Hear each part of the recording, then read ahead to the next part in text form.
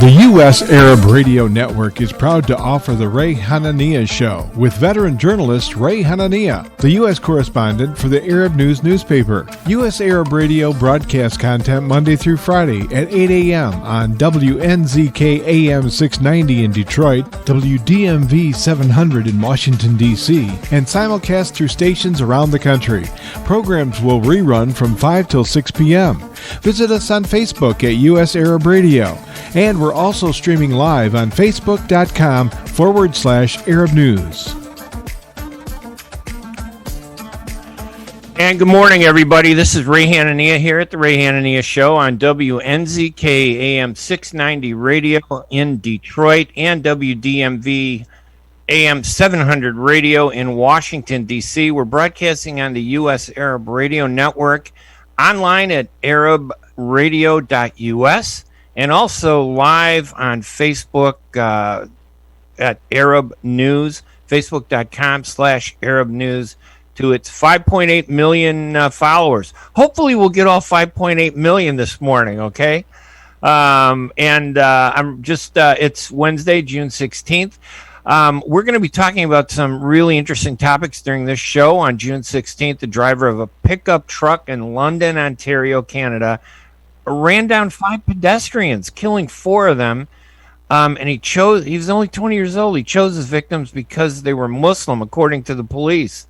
It was terrible. In response, though, leaders from across Canada stood up and spoke out very strongly against this hate crime and anti-Muslim violence. And we're going to have a guest, the mayor of Windsor, Canada, Drew Dilkens, who is going to join us in a few seconds here after I do my ad break. We're going to be talking with him about a lot of the things that Windsor, Canada is doing, even though this happened outside of Windsor. I mean, being progressive like that is very encouraging. And then in segment 2, at the bottom of the hour, we're going to speak with Noor Nugali, who's the assistant editor-in-chief at Arab News. She's going to talk about her recent interview with John Kerry, who was appointed by President Biden as a special envoy on climate. Noor spoke with him about his meetings in Saudi Arabia and the Gulf, and she's going to share some of the insights that Secretary Kerry is bringing back to the U.S. Again, I'm Ray Hanania. We're going to take a quick break. When we come back, we're going to be talking with the mayor of Windsor, Canada, Mayor Drew Dilkens. We'll be right back right after these messages. ArabNews.com, bringing you breaking news from across the Middle East and the latest on Arabs in America. Get inside the latest headlines with expert analysis and insights at ArabNews.com. Join over 5 million Facebook fans and over 10 million monthly readers. ArabNews.com, news that matters to you. At Top Rehab Physical Therapy Clinic in Dearborn, we provide effective physical therapy sessions in order to limit pain and discomfort. Top Rehab provides physical therapy care for any diagnosis prescribed by a physician, and we regularly see and treat conditions such as stroke, TMJ, fibromyalgia, sciatica, joint pain, and more. We use a variety of pain management methods, including modalities, soft tissue mobilization, and therapeutic exercise. If you're in need of physical rehabilitation or physical therapy, get the highest quality health care at Top Rehab. Most insurance is accepted, and we're open Monday, Wednesday, and Friday 8 to 6, Tuesday and Thursday 8 to 5, and Saturday 10 till 2. Call for an appointment today at 313-846-0555. That's 313-846-0555. Choose Top Rehab Physical Therapy Clinic on Michigan Avenue in Dearborn. Life's too short to be in pain. Ziyad brand. Quality products from our family to yours. Ziyad Brothers Importing offers the finest quality products, including brands like Sultan, Kraft, Nestle, Hook, Rico Picon, Donna, and many more. Ask your retailer to carry these fine products because you deserve the very best. For more information, visit our website at www.ziyad.com. That's www.ziyad.com. Ziyad, quality products from our family to yours. Are your hands feeling numb? Do you feel pain opening up a jar, turning a key? Are you noticing that your elbow and your shoulder are becoming stiff? Or were you recently injured in your arm? Hello, I'm Dr. Albajit Katranji, and at the Katranji Hand Center, which just recently opened down the street from the Somerset Mall, we can provide you with the latest in hand, wrist, elbow, and shoulder care. Visit us at www.katranjihandcenter.com to learn the latest techniques that we have to offer you, and I look forward to taking care of you. Visit us in Troy at 1565 West Big Beaver Road, Building F, or call Katranji Hand Center for an appointment at 248-869-4263. That's 248-869-4263.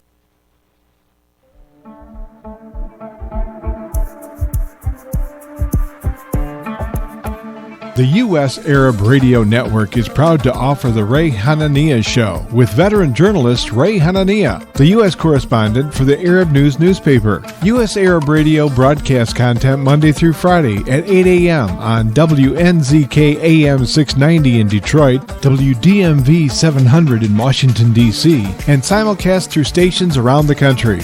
Programs will rerun from 5 till 6 p.m. Visit us on Facebook at U.S. Arab Radio, and we're also streaming live on Facebook.com/Arab News.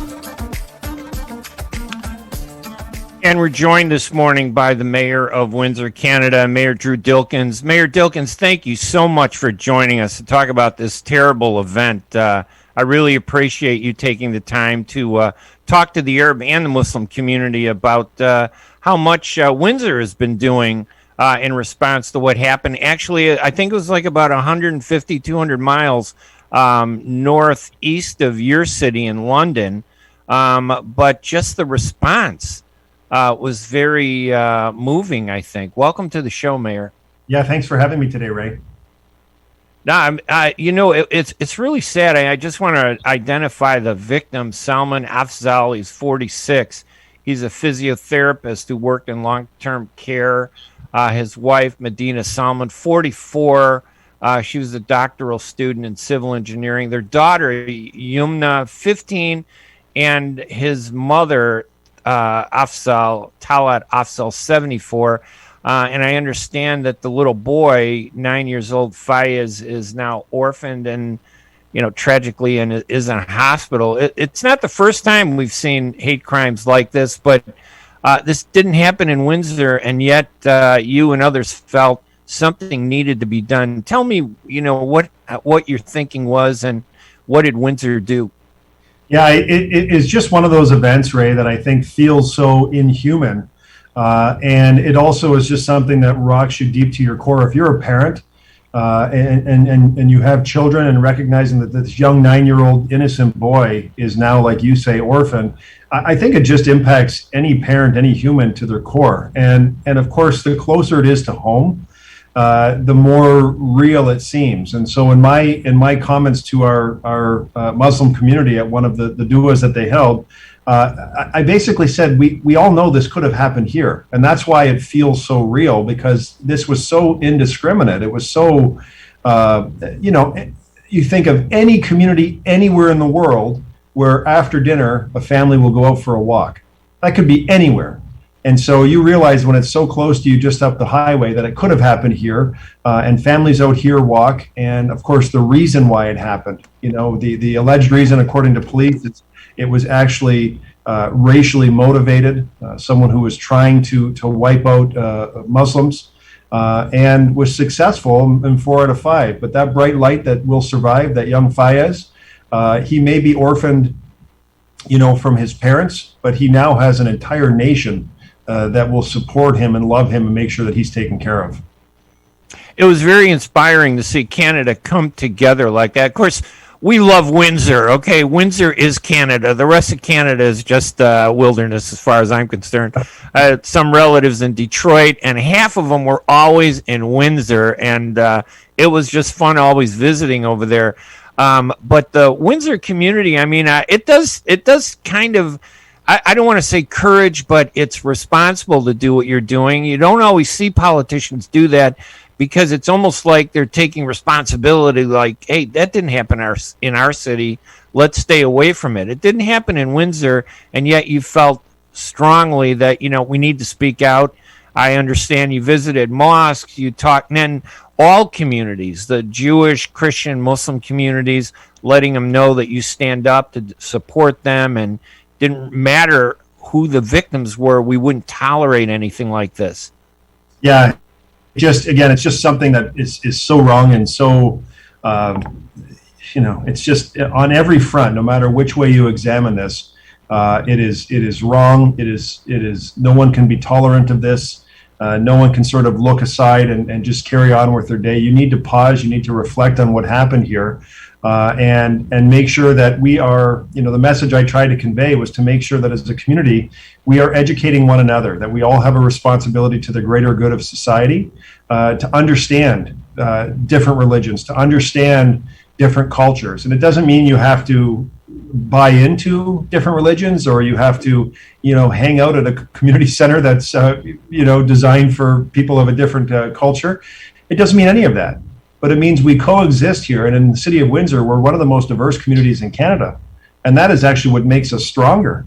And so the point was, how do you convey a message? How do I convey a message with my mayoral platform to say we need to build an understanding? And that's through education.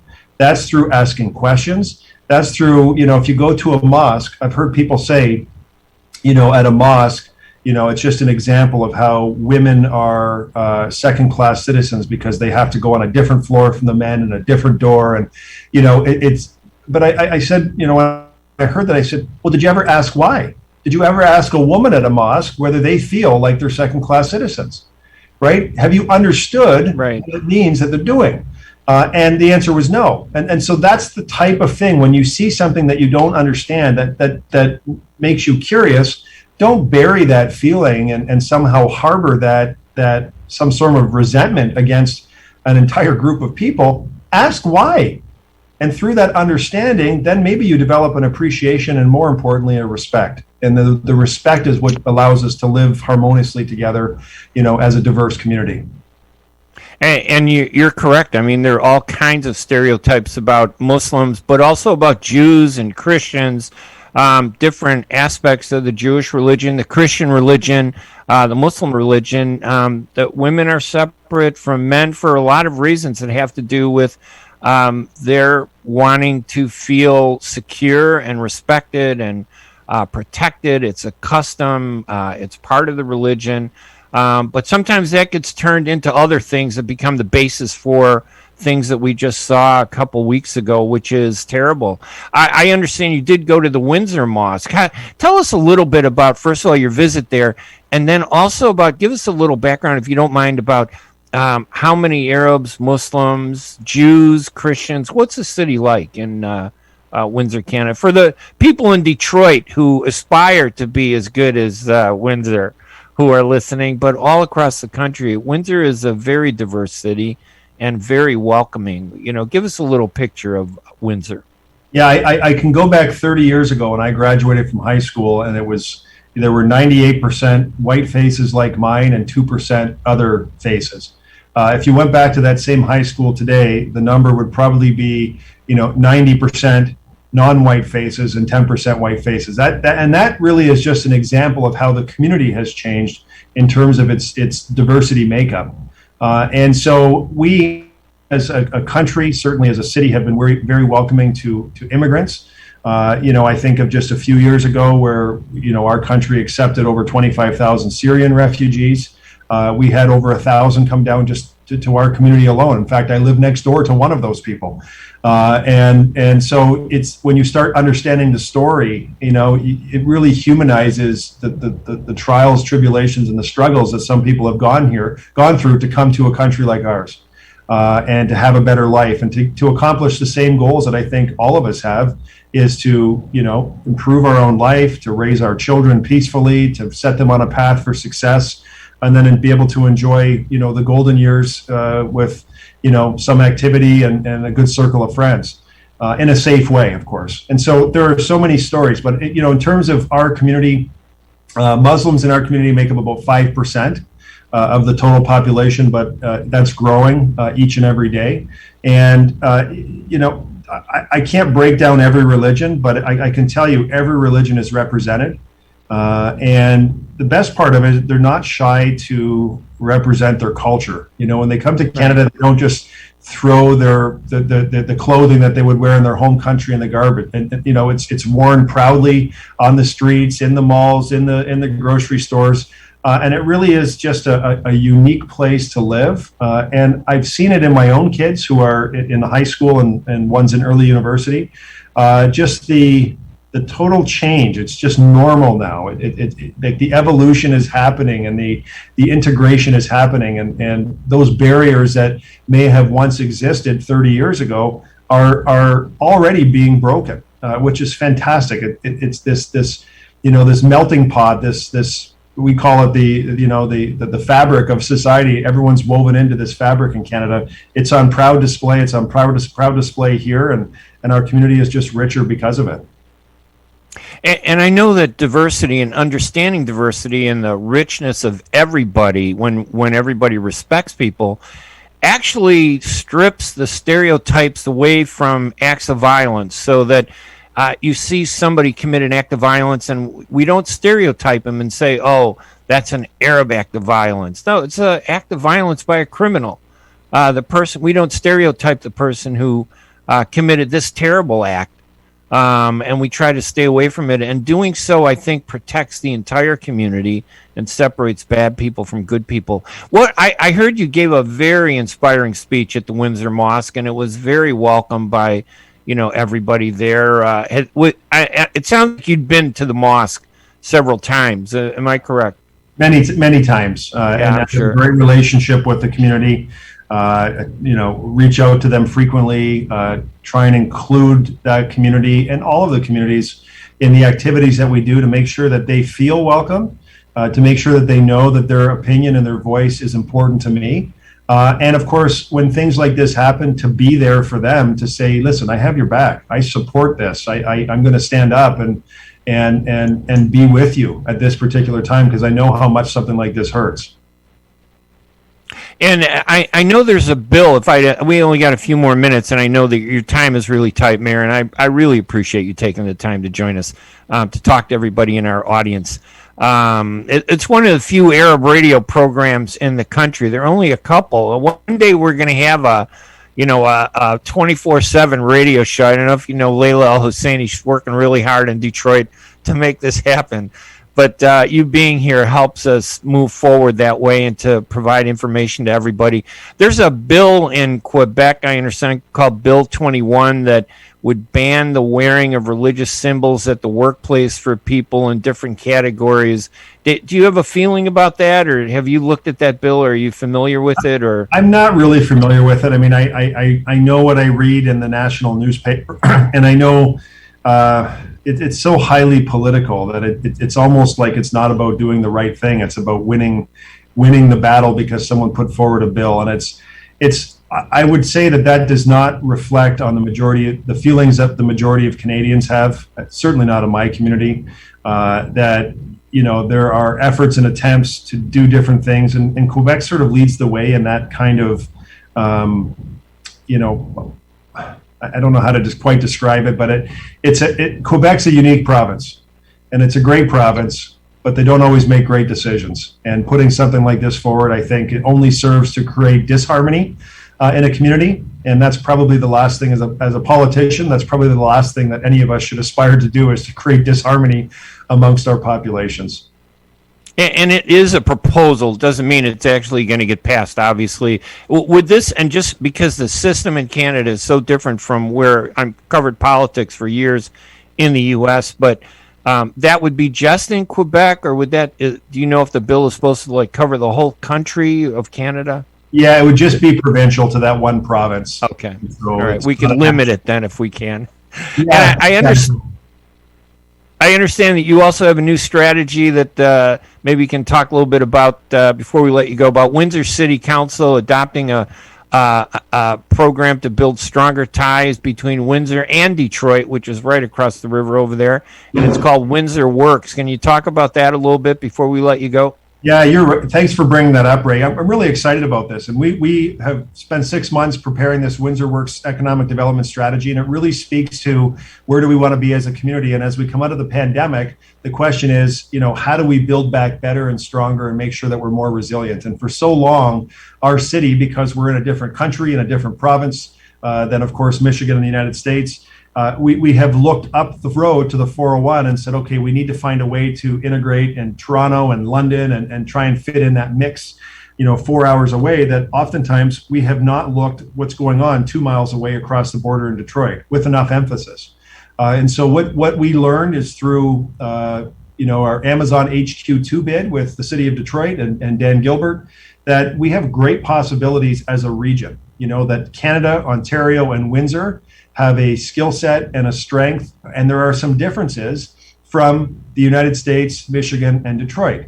And so our Amazon HQ2 bid talked about one campus, two countries, putting a building on either side of the river for Amazon for their HQ2, and linking them with a cable car so that the company itself could take advantage of the best that both environments have to offer and the best talent pools that are on offer. And so when we were unsuccessful on that bid, Dan Gilbert said, why am I not doing this myself with our companies? And so he opened a Rocket Innovation Center here in downtown Windsor and has moved a number of people down here. And we're really proud of that connection, that relationship, and what has come out of that. And we think it's just the tip of the iceberg, that there's so much more we can do with our partners in Detroit that will create a symbiotic relationship and allow both of us to take advantage of opportunities that maybe neither of us have really looked at too much in the past.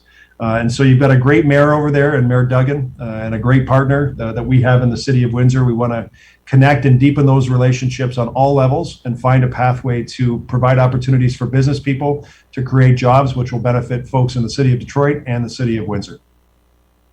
Mayor Drew Dilkens from Windsor, we really appreciate you taking the time to join us this morning. Again, I know that your time is tight, but it was very generous of you to take the time to hop in and talk to the audience out there. Any final words to the audience? And again, it's everybody, but, obviously it's one of the few places where Arabs and Muslims can come to and talk about the issues that we face, as Arab Americans, as Arab Canadians.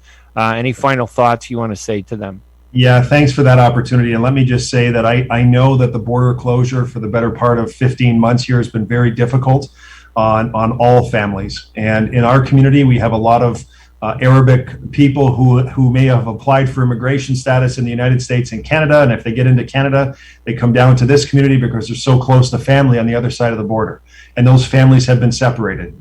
And we are working very diligently to get those borders open, to reunite families, to get business back going and get this economy humming once again, because on the supply chain side, on the economic supply chain side, we're so tightly integrated. On the family side, because of our proximity to one another, we are so tightly and deeply integrated that it has been a challenging 15 months. And I cannot wait. Hopefully next week, the United States makes a decision just to wide open their border and allow Canadians to reunite with families on the other side. And we certainly look forward to getting over there with our American friends and having you come back over here and develop this new normal together so that we can deepen the bonds of friendship that we've created for over so many years.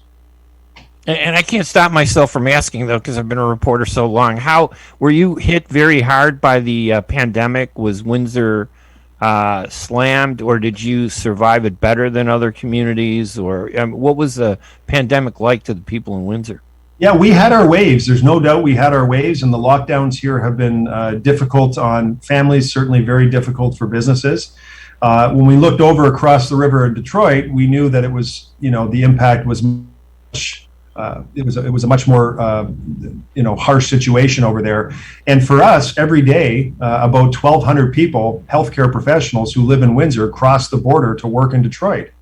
And we were told at the beginning, if the border were ever closed, at the very beginning, we were told if the border were ever to be closed, there would be entire hospitals that would have to shut down in Detroit because they wouldn't have enough staff. And not just the floor in a hospital, like entire hospitals that would just have to consolidate operations at different locations because they couldn't run all the facilities. And so thankfully that never happened. Healthcare workers have been allowed to cross. And so we have information. Of course, we see it in the media, but we have information because so many family and friends and coworkers cross the border to work. And on the vaccine side, we also know you're in a much different situation than we are, where there's pop-up clinics everywhere. You can go into any pharmacy and just sit down and get a shot. It's not that way here yet. It's much different. We only have maybe about 15% of the population that is fully vaccinated at this point. We have big supply issues that, hopefully, the supply and demand mismatch will catch up in the course of the next 60 days. But we have people in our community who have called us to say, Drew, we are throwing doses away. I'm a pharmacist at a Costco. I'm throwing doses in the garbage. How do we create a pathway to get them to people in Windsor so they don't hit the landfill in Michigan? And so we've been very vocal trying to create those pathways using our border crossings as potential points to do that. We haven't had a lot of success, and so that's caused a little frustration. But at the end of the day, we're on a track that if everyone is just patient for another 60 or 90 days, we'll probably be at a better spot, at least on our side of the border. And of course, vaccination is the pathway to get us all back together and do it safely. And we all look forward to that day. Mayor Drew Dilkens of the City of Windsor, Canada, thank you so much, Mayor, for joining us. You have an open invitation. If you ever need to come on and talk to the Arab and Muslim community, we would love to have you on, and I hope that your assistant, your staff, Roberta, and everybody over there, if they need anything, just let us know. Be happy to bring you on. It was a pleasure to have you on this morning. Yeah, thanks for having me, Ray. Have a great day, everyone. You too. You have a great day. Thank you so much.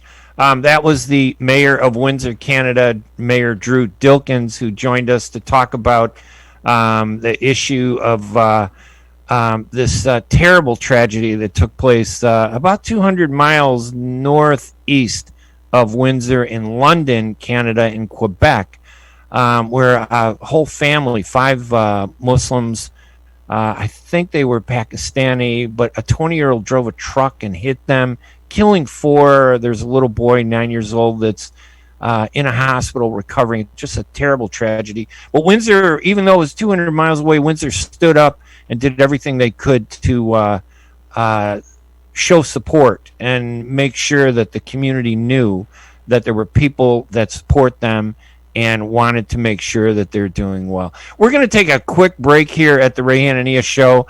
We're brought to you by Arab News at arabnews.com.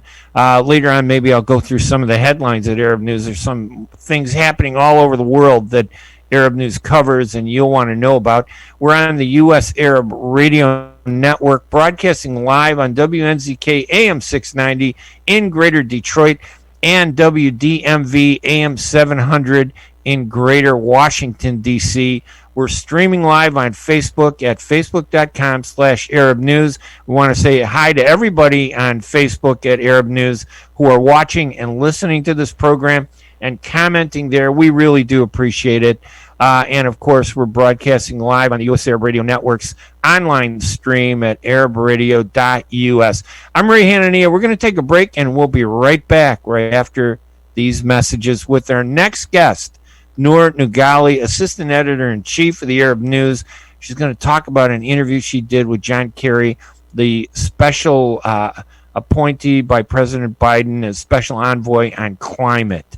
We'll be right back right after these messages. ArabNews.com, bringing you breaking news from across the Middle East and the latest on Arabs in America. Get inside the latest headlines with expert analysis and insights at ArabNews.com. Join over 5 million Facebook fans and over 10 million monthly readers. ArabNews.com, news that matters to you. While we've been staying safe at home, scientists have been on a journey. The destination, a COVID-19 vaccine. This journey began decades ago with research into other coronaviruses. Scientists built from there with months of research and development, cooperation with other experts worldwide, and clinical trials on tens of thousands of volunteers of diverse race, age, and health status. They arrived at a safe, effective vaccine, and hundreds of thousands in Michigan have already been vaccinated. But the next step is ours. We need to get the vaccine when we can. Keep wearing masks correctly and taking precautions until we reach our destination, freedom from COVID-19, and getting back to the lives we love. Discover the facts for yourself at michigan.gov/COVID vaccine.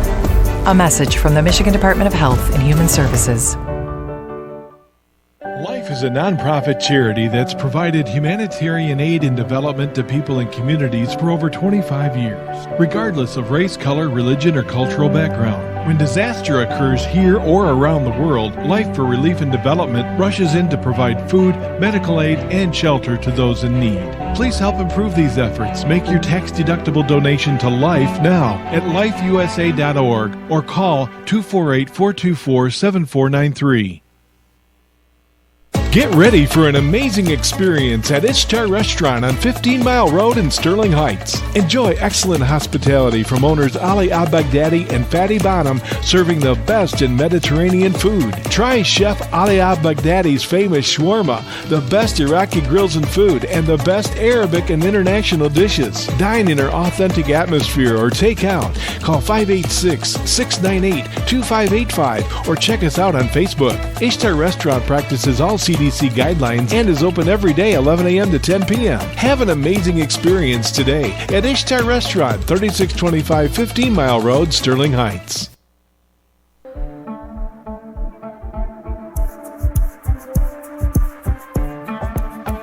The U.S. Arab Radio Network is proud to offer the Ray Hanania Show with veteran journalist Ray Hanania, the U.S. correspondent for the Arab News newspaper. U.S. Arab Radio broadcasts content Monday through Friday at 8 a.m. on WNZK AM 690 in Detroit, WDMV 700 in Washington, D.C., and simulcast through stations around the country. Programs will rerun from 5 till 6 p.m. Visit us on Facebook at U.S. Arab Radio.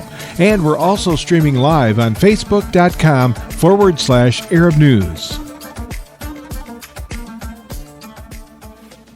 And welcome back to the Ray Hanania Show here at WNZK AM 690 Radio in Detroit and WDMV AM 700 Radio in Greater Washington, D.C. We're streaming live on Facebook at Facebook.com/Arab News.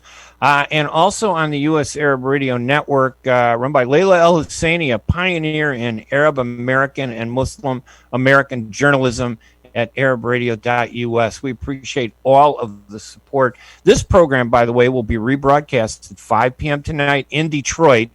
And one day we'll have a 24/7 radio show that'll be live all day and all night.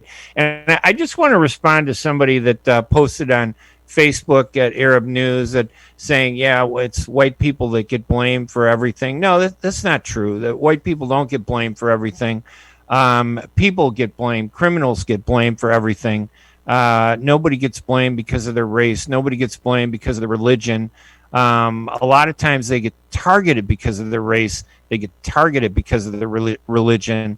But no one is blaming and stereotyping. That's exactly the opposite of what everybody wants to do. I'm really proud now to have on as our guest Noor Nugali, who's the assistant editor-in-chief at Arab News.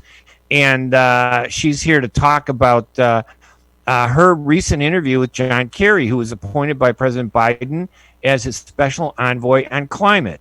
Noor spoke with him about his recent meetings in Saudi Arabia and the Gulf on mutual goals regarding climate change and protecting the environment. They had a meeting, I think, just this morning, right, Noor? Welcome to the program. Thank you so much for having me, Ray. It's such a pleasure. It's always a pleasure, actually, to be talking with you. And we have some exciting news. So basically, Arab News today interviewed the U.S. Special Envoy for Climate Change, Mr. John Kerry, and it was an interesting interview, Ray. I must say so myself. And afterwards, he left to meet with our Crown Prince, Prince Mohammed bin Salman. And basically, what he told me was he was impressed by the Saudi Green Initiative, and he thought it was both exciting and challenging. And those words come on the heels of the meetings that have been taking place across the region. And just so you know, I'm a little distracted because I'm trying to get that file of one of the questions that you did so that we can play it. And maybe what we'll do is we'll take a break in a few minutes, and then I'll play that file for you. But computers are too complicated. Okay. I agree. And I'll figure out a way. We'll do a break in a little bit to do that. But What was he like? I got a chance to I got a chance to meet John Kerry when he was a senator many years ago, and he's just a nice guy. What was he like talking to him? For you, what was the interview like? Absolutely. He is a sweetheart, if I might say so myself. He was very kind, he was very cordial, and we had a lovely interview.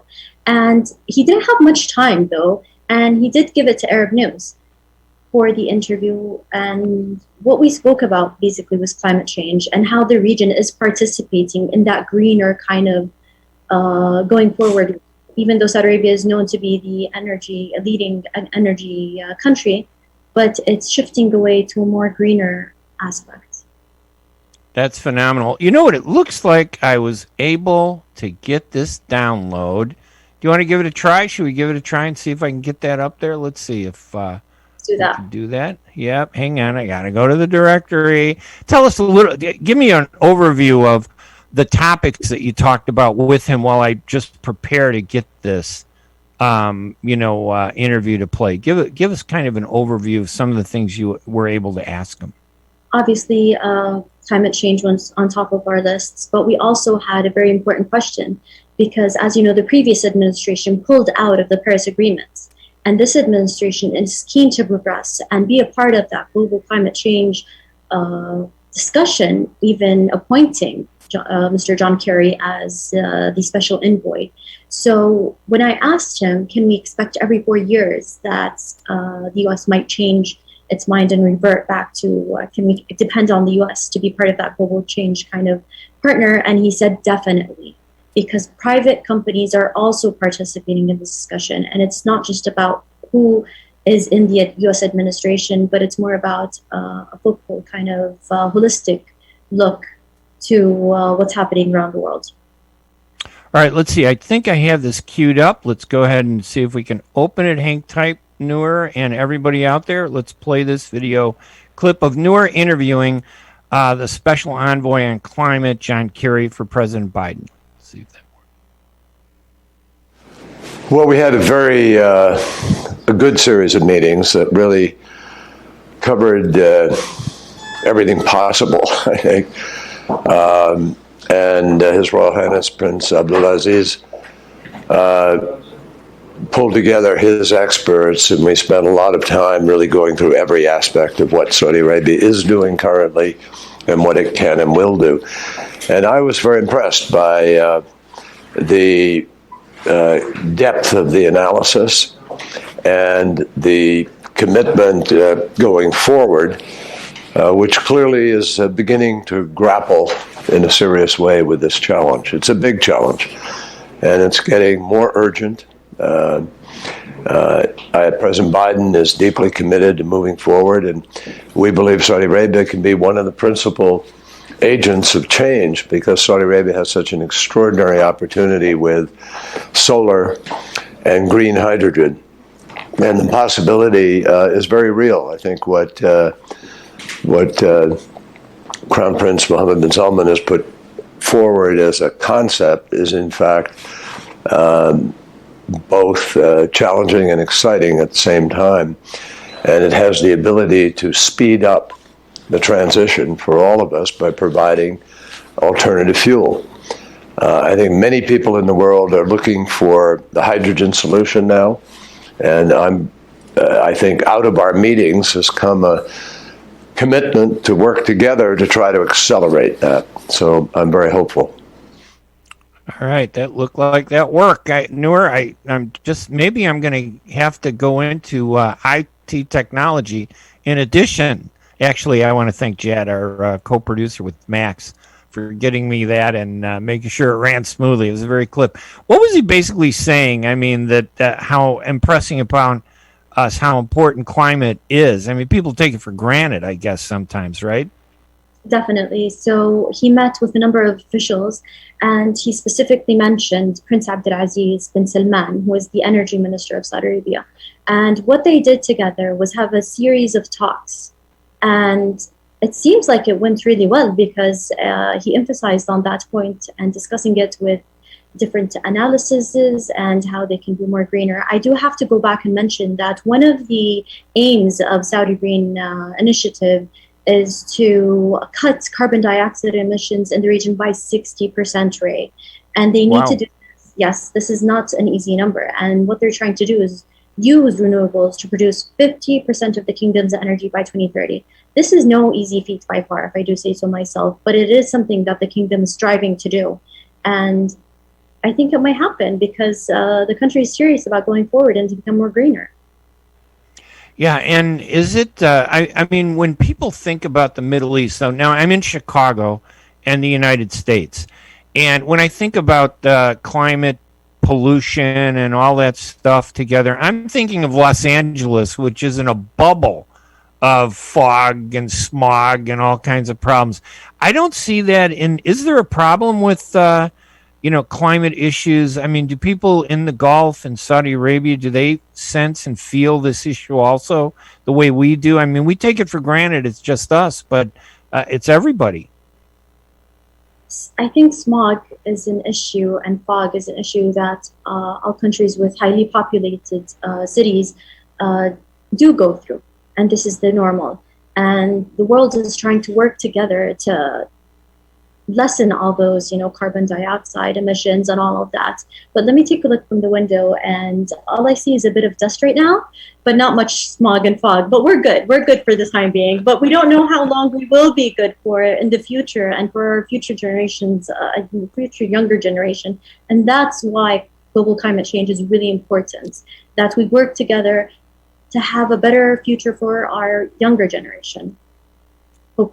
And what did Kerry say? That did he need something from the Arab world? What did he want the Arab world? What did he want Saudi Arabia to do? What did he want the Gulf to do? So basically, at this point, they're holding many talks on high levels, and he didn't reveal exactly what they were discussing in depth. However, what I did sense was they were positive talks, and they were going forward. And we can see much in the future coming from these talks, but I guess we'll have to wait and see exactly what happens. And I think he mentioned also, didn't he, the Middle East Green Initiative? Isn't this something that Saudi Arabia is pushing, the Green Initiative? What is that? So when the Crown Prince back in April announced the Saudi Green Initiative, the Middle East, the GCC Green Initiative was also mentioned. And this is really important, Ray, because our country has different kind of geological regions and different landscapes. So we have mountains, we have shores, we have deserts, as opposed to what many people believe it's just one flat desert, one flat land of desert. That's not true. Saudi Arabia is very diverse. However, there is a need to plant more trees. There is a need to recycle more. There is a need to lessen the carbon dioxide emissions. And working together, not only just as Saudi Arabia, but also as the GCC countries come together and work towards a more greener, cleaner, friendlier kind of aspect, that is going to help the world together. And with that percentage, because people usually think, okay, so Saudi Arabia is just, an oil country. And right. Yes, we are, but we're much more than that. And we're going further to becoming a greener country. And I think that says a lot. Yeah, and this, I think that you're right. Back in April, I think you had a conference there, I think, or a regional dialogue conference. Was that, or was it in the UAE, I think? Is Saudi Arabia planning anything moving forward? Do we have anything on the calendar that they're going to be hosting? So the UAE held that conference back in April, and it was received massively well. And I think the GCC countries will work together in the future to assure one another and to work together to go forward on these initiatives. And did he explain what the so-called hydrogen solution is? Did he give any details on what that is and how it works in terms of greening and improving the climate? Not in this interview, but no, okay. Not in this interview. All right, that's okay. Anything else, Noor, that you want to point out about that interview that that you felt really stands out? I think the fact that the U.S. Special Envoy for climate change came to Saudi Arabia during the time where the GCC, the Saudi Green Initiative was announced, means that it will most likely see more future meetings together between our two countries and the world working together on fighting and combating global climate change, inshallah. Yeah, and climate change and climate, people take it for granted, I think. They don't think it, well, obviously there are a lot, people say, well, we were just talking before your segment with the mayor of Windsor who was dealing with nearby anti-Muslim violence, and people say, oh, climate change, we can deal with that later. But climate change can be devastating to many people. And even though it may not target people because of race or religion, it could just be very destructive. So a lot of people don't realize how important the topic is. And I think even when Biden appointed Secretary Kerry to do this, to be his special envoy on climate, I don't think people really took it serious. So I'm glad I see in the Arab News, you have a story today, if people want to go and read it, at arabnews.com, that talks about this interview. It has some of the clips from John Kerry and what he said. It's a great story, by the way. And again, Noor, it's always a pleasure. I think this is your second time on the radio show, right? Yes, it is. And it's always a joy to speak with you, Ray. And I really enjoy being on the show. You were doing such a marvelous job. It feels like talking to an old friend more than a host on a show. Thank you. And I know that, I'm going to be taking a vacation, I think, in July sometime. And I'm going to try to host the show from some beach someplace. But if I can't, I'm going to ask to see if they can have you host in my place. All right? Have you done radio before? Oh, Ray, I could never live up to you. Please. Oh, no, believe me, I'm easy. You can do it. Believe me. You'll be even far better than me. But I'm going to suggest that if because you're our veteran guest. You've been on twice, so that's more than anybody else. Maybe we'll get Frank to join you, because and Frank has a great program, frankly speaking, Frank Kane. The Arab News is doing some very innovative things in digital media, pushing ahead. Any other topics that you want to bring up before I let you go? I really believe that everyone should take global climate change seriously and invest in recycling and just doing as much as they can to help the world and the climate. If not for ourselves, at least for the next generation to come. All right, Noor Nugali, the assistant editor at Arab News, who is joining us to talk, the assistant editor-in-chief at Arab News, who's talking about her recent interview with John Kerry, President Biden's special envoy on climate. Noor, it really is a pleasure, honestly, to have you back a second time. And I'm just glad we were able to play that video clip while you were on there, and that things worked out. Maybe not as smoothly as I always wanted to do, because technology, there are too many things that you got to deal with. It's not as simple anymore as it used to be years ago. But it was a real pleasure to have you on the radio. Thank you so much, Ray. I really enjoyed it. All right. Thank you, Noor. We're going to take another break here, and then when we come back, I'm just going to go through some of the headlines across the country, across the world in the Arab News, things that we're seeing out there, and just to remind you the different ways that you can hear this radio program, that you can get the podcasts, and the video cast, all of that. And also urge you to watch Frankly Speaking, which is hosted by my colleague at Arab News, Frank Kane.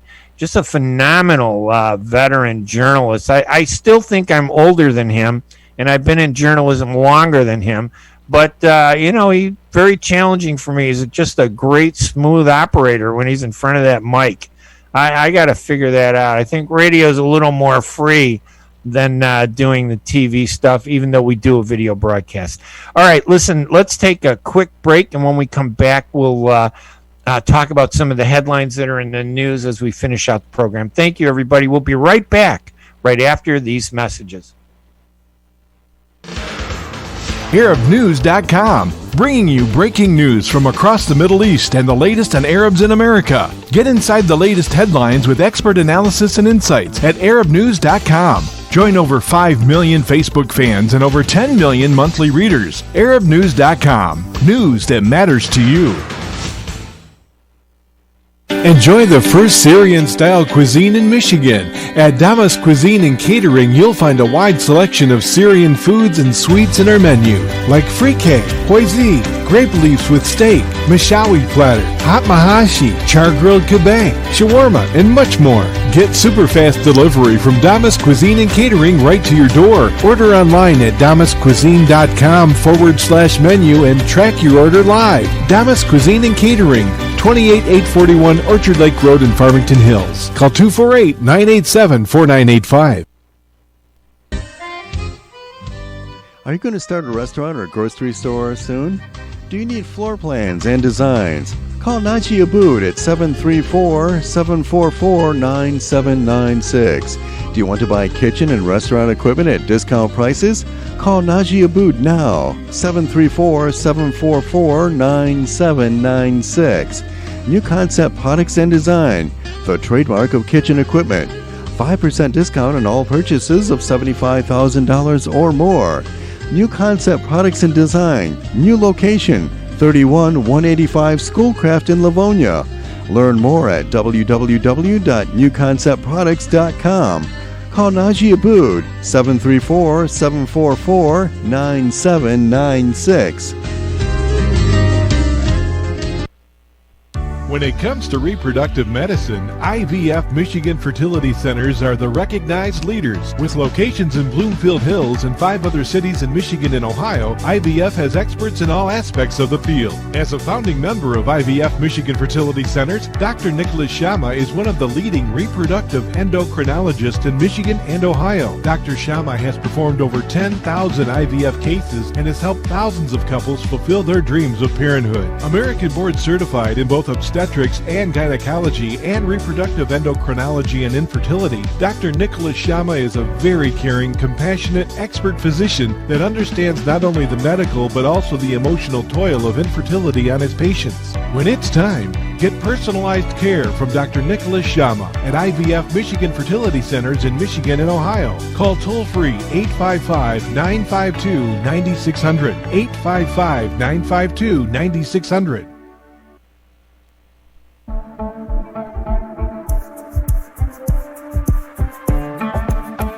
The U.S. Arab Radio Network is proud to offer the Ray Hanania Show with veteran journalist Ray Hanania, the U.S. correspondent for the Arab News newspaper. U.S. Arab Radio broadcasts content Monday through Friday at 8 a.m. on WNZK AM 690 in Detroit, WDMV 700 in Washington, D.C., and simulcast through stations around the country. Programs will rerun from 5 till 6 p.m.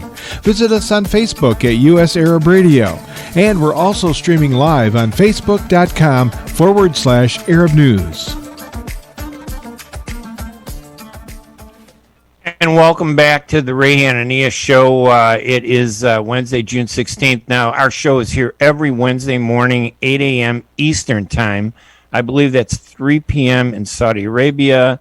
That's 7 a.m. in Chicago. I think it's 3 o'clock in Jerusalem. We get audiences and emails sending us questions all the time. And we're broadcast live on Facebook at facebook.com/Arab News, where a lot of people are watching this broadcast. And I want to thank them because I know that you got so many other things that you need to do or you have to do, and you take the time to join us, either listening or watching us. But if you can't and you don't get a chance to hear the show live, it is rebroadcast in Detroit at 5 p.m., but we also do a podcast, a video podcast and an audio podcast. The video podcast, I believe, or at least segments of it sometimes, are at YouTube, the Arab News channel on YouTube. But all the audio podcasts are available for download and listening on all the major podcasting distributors like Podbean, iTunes, Spotify, Anchor, all of them. And you can go to arabnews.com/Ray Radio Show to see that list of different podcasts where you can get all the information. WNZK AM 690 Radio is just phenomenal to broadcast us every week, and also WDMV AM 700 in Greater Washington, D.C. region, where we speak to the members of Congress, the Senate, and the White House, to the president. He could hear us as we're broadcasting here right in his neighborhood.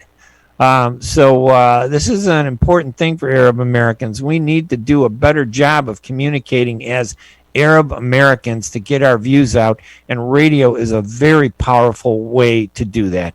And I urge you, don't forget to check out the Arab News interview program, Frankly Speaking, with journalist Frank Kane. I think that's at Arab News / Frankly Speaking. You could get his podcast. I know if you go to ArabNews.com, you can find his program. He's in his second season, and he's done some phenomenal interviews from that region of the world that impact everybody across all kinds of international lines. I'm just proud to have all of you down there. I was looking at the Arab News newspaper today, and of course, I should say thank you to our guest, Noor Nugali, the assistant editor and managing editor at Arab News. She was just phenomenal talking about the interview she did with John Kerry. There's a story about it at arabnews.com that you can read and get all the information on what he said about climate, which is a very important topic. And Windsor Mayor Drew Dilkens, who we interviewed at the beginning of the show. Now, he had a very tight schedule. I wanted to keep him on a little bit longer, but we were kind of pushing it a little bit with him because he had so many meetings, but he was so generous to open his meeting schedule and put us on, his schedule so that he can spend some time with us to talk about why it was so important to stand up with the Muslim and Arab community in the face of this violence that took place June 6th in London, in Quebec, Canada, in which a family of 5 were struck down by a driver. He was only 20 years old. Why do you do that? 20 years old, you strike down people and kill them. 4 people in the family were killed, all Muslim, and the police said he did it on purpose because they were Muslim, they looked Muslim, and he targeted them. But it was so nice that Mayor Dilkens in Windsor, who was 200 miles away, felt the need to stand up and reassure the Muslim community in Windsor, Canada, that they were safe, that people stood by them.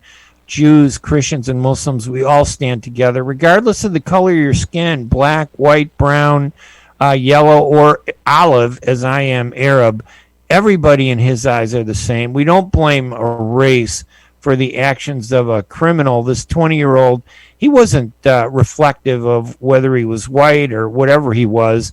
It doesn't matter. It was his criminal act that was horrible. Not his race, not his background, not his religion, but he did target people because of their race and religion, and that's a horrible thing to see. So it was so nice to have Mayor Dilkens stand up and say that the country stands with the Muslim and Arab community, as they do with others when the victims are Jewish or Christian or other ethnic or national groups. So it was just a nice moment. You could read about all this stuff, too, at ArabNews.com. That Biden and Putin are getting ready for their big summit. It's going to be interesting to see what happens there. A lot of op-eds. I write an op-ed column every week. I think my op-ed column comes out today, and later today, Wednesday, which maybe would be Thursday morning in Saudi Arabia. The time difference is always a hassle. But anyway, listen, I just want to say thank you for joining us this morning. I really appreciate it. We're here every Wednesday morning, 8 a.m. EST, Eastern Standard Time. You can hear this program. And if you miss it, go to ArabNews.com. You'll find the link to our podcast. I want to thank everybody, our producers, everybody at WNZK, and everybody at WDMV Radio in Washington, D.C., Hernan and Mike for getting everything on the air. You guys have a great week, and we will talk to you next Wednesday with new guests and new topics. I'm Ray Hanania. Bye-bye, everybody.